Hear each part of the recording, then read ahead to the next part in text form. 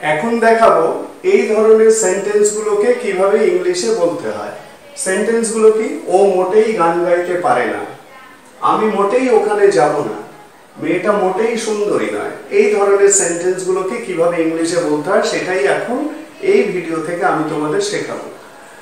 এখন দেখো, প্রত্যেকটা সেন্টেন্সের মধ্যে একটা নেগেটিভ ওয়ার্ড আছে, মানে ও মোটেই গান গাইতে পারে না, আমি মোটেই ওখানে যাব না, মেয়েটা মোটেই সুন্দরী নয়, ঘটনাটা মোটেই মিথ্যে নয়, আজ মোটেই গরম নেই, ও মোটেই কথা বলেনি। প্রত্যেকটাই নেগেটিভ। কিন্তু নেগেটিভ হলেও বাংলা ইংলিশটা করব যখন কোনো নেগেটিভ ওয়ার্ড ইউজ হবে না, এখানে একটা অন্য উপায়ে সেন্টেন্সগুলোকে করা হবে।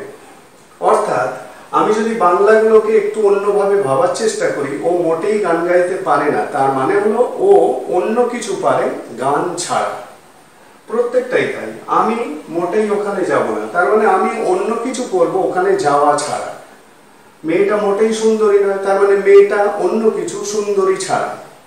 ঘটনাটা মোটেই মিথ্যে নয়, ঘটনাটা অন্য কিছু মিথ্যে ছাড়া। এরকম ভাবেই প্রত্যেকটাকে ভাবতে হবে। তাহলে এরকম ভাবে যদি আমি সেন্টেন্সটাকে ভাবি, তাহলে আমার ইংলিশটা দাঁড়ায়, এখানে সাবজেক্ট হলো ও, আর পারে হলো অ্যাকশন, গান পারে, এটা অ্যাকশন। তাহলে আমি সি ধরে নিচ্ছি, সি ক্যান ডু এনিথিং। ও অন্য কিছু পারে, ও অন্য কিছু পারে, বাট ছাড়া, সিং মানে গান গাওয়া ছাড়া।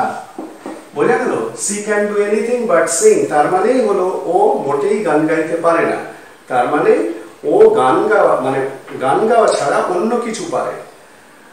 পরেরটা নিশ্চয়ই বুঝতে পারছো কিভাবে করতে হবে। এটা ফিউচারে আছে, এটা আমি প্রেজেন্টে বললাম, এটা ফিউচার। তার মানে আমি যাব না, তার মানে আমি মোটেই ওখানে যাব না, তার মানে আমি অন্য কিছু করব যাওয়া ছাড়া। তার মানে I will do anything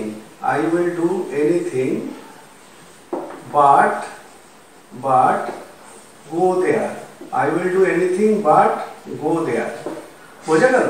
I will do anything but go there. আমি মোটেই ওখানে যাব না, মানে আমি যাওয়া ছাড়া অন্য কিছু করব। পরেরটা, মেয়েটা মোটেই সুন্দরী নয়, the girl, এটা হলো সাবজেক্ট, ঠিক আছে? the girl, তারপরে কি হবে? is, the girl is anything but nice, মানে মেয়েটা সুন্দরী ছাড়া অন্য কিছু, তার মানে মেয়েটা মোটেই সুন্দরী নয়। পরেরটা, ঘটনাটা মোটেই মিথ্যে নয়, the incident is anything।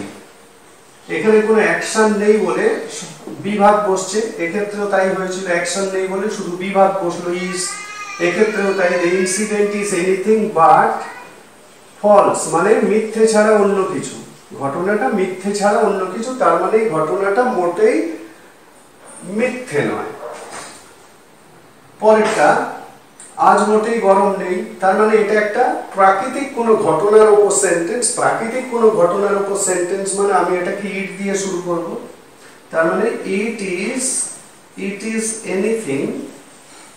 Is anything but hot today. আজ মোটেই গরম নেই, ঠিক আছে? তার মানে আজ অন্য কিছু, গরম ছাড়া।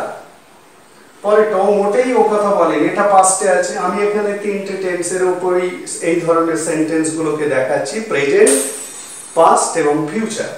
ও মোটেই ও কথা বলেনি, তার মানে হি স্পোক, ও অন্য কিছু বলেছিল, he spoke anything but that word, ও কথা ছাড়া, ঠিক আছে?